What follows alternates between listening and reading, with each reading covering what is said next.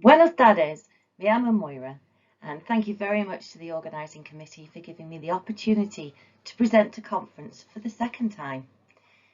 This presentation is going to detail a published article that's looking into the care offered to a patient with a spontaneous enterocutaneous fistula.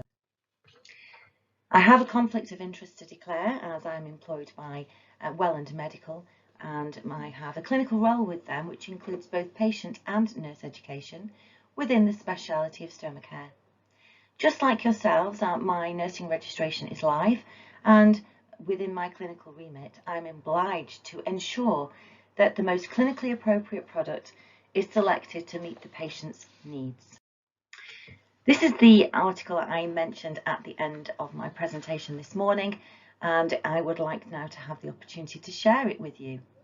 I appreciate that this is not a patient with a stoma. A patient has the spontaneous enterocutaneous fistula as a result of an inflammatory bowel disease of diverticulitis. These are the skin disorders that we had a nursing management challenge, and I'm delighted that our patient has given both her consent to share her images and her story with us all. If we take a look at how we put a plan into action to care for our patient, I've drawn from the advice and evidence from Rosso and also the Association of Stoma Care Nurses in the UK, the National Guidance for Fistula Management, which was published in 2016.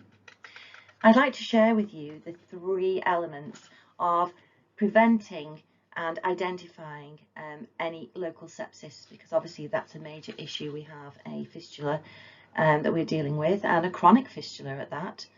We also need to maintain support and enhance the patient's nutritional support as we go through our management plan, and we need to be mindful where the enterocutaneous fistula is, where on the abdomen it is displayed, and also how we manage that moving on and supporting the patient to do so independently. The three challenges we faced was really to ensure that we contain the fistula discharge within a collective device that could be managed, emptied and reapplied by the patient themselves. We needed to protect the perifistula skin from the exposure of the fistula discharge. And whilst we did all of this, we needed to ensure that we were offering a cost-effective management process for both the patient and the local health economics. Thinking back to this morning's presentation regarding quality of life of patients with inflammatory bowel disease, and for this patient, whilst they may not have a stoma, they have a fistula, which for all intents and purposes to them was the same. The psychological support required for our patient focused really around anxiety, a feeling of loss, a loss of her normal life. She felt depressed, very angry, and as a result had a significant loss of self-esteem. The nursing goal was to promote normality for the patient to look after herself, encourage her mobility, enable her to look after that fistula independently. We also had a link to the multidisciplinary team to support her nutritional status, because we know it's a psychological benefit for a quality of life, but also it's important that we manage and maintain a high calorie, low fibre diet to try to slow the motility down in the small bowel, the ileum, because we needed to ensure that we were getting absorption of nutrients. Putting the plan into action then from the device perspective, a wound manager is likely to be the first choice for a fistula in an open wound. If we have a large surface area we need to manage and a high fluid output. This is just an example of a range of wound managers and fistula pouches. Most stoma care manufacturers have a full range of these. One of the things that we did look at was a potential fistula pouch, because it's a narrower, more rectangular adhesive base plate and has a much smaller containment pouch used for smaller fistulas. So let me introduce you to our patient. This isn't our patient, I just wanted you to have a visual image of her. Our patient was a lovely lady in her 80s who lived independently at home. Her main comorbidities were, as mentioned, diverticulitis. She also had fibromyalgia. Fortunately for both Mrs. B and us, the fibromyalgia did not affect the dexterity of her hands, and that would have been very important if it had affected it, because we wanted her to be able to care for her fistula independently. She'd had a strangulated bowel 2 years previously, and that's where the fistula was developed. Unfortunately, they did attempt self-closure, but that was unsuccessful. Mrs. B was referred to the Tissue Viability Service to look at patient comfort and fistula healing management programme. And the initial thought was how embarrassed Mrs. B was about this fistula because of its leakage and malodour. She'd managed quite well for some time. However, she had a urinary tract infection diagnosed and general malaise, general feeling of unwell, and this had led to the development of a pressure ulcer.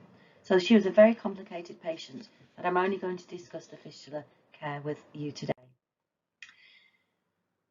We needed to be mindful that the effluent from the fistula is actually the same as moisture-associated skin damage.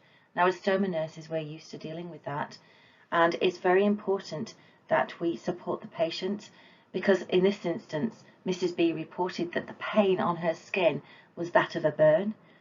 The community nurses undertook a pain score and it was quite high. And Mrs. B had accepted that she's just got to live with this. Now, I like to challenge that really, because one of the things is that we know if we have a high pH value of a fecal output and it's resting upon the skin, it can cause severe damage. And one of the reasons that we know that is because of all the work that's been undertaken with Manuka honey and stoma pouches.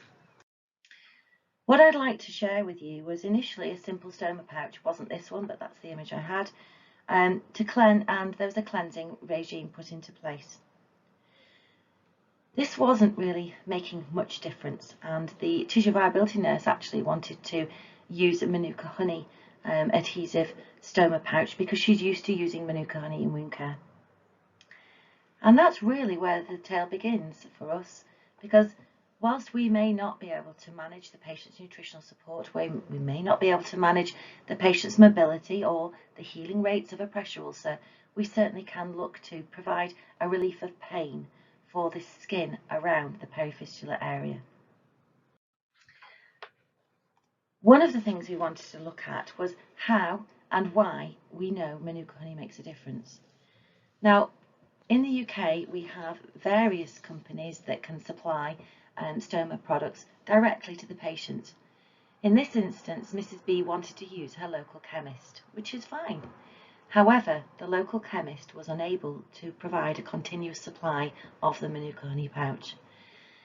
And for the first time, this is evidence real life in pictures that I can share with you, the difference that Manuka honey can make, because this is the image, the photo that was taken after a few days use of Manuka pouch, and this is how severe it was impacted when that pouch was unable to be used and the patient returned to a wound manager.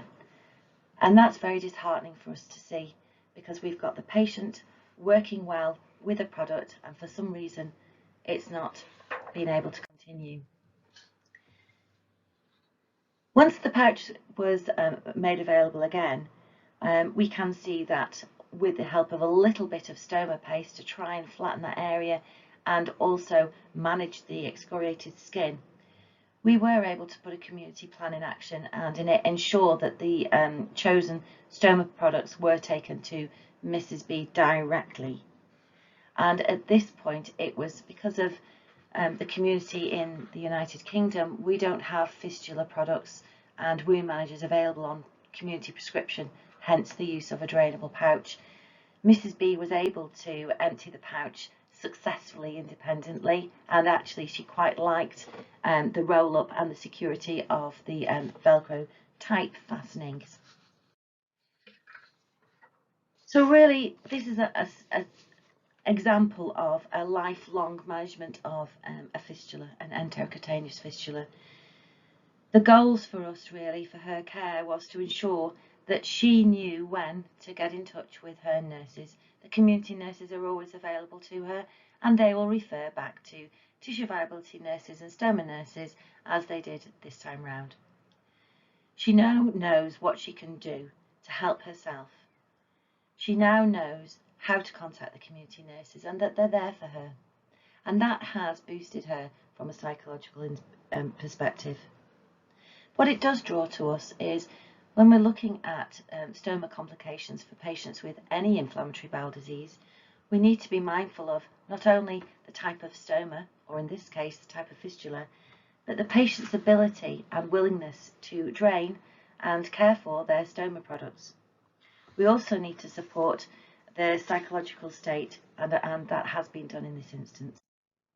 So to conclude, the combination of the drainable pouch and the Manuka honey adhesive flange was found to be most effective for Mrs. B.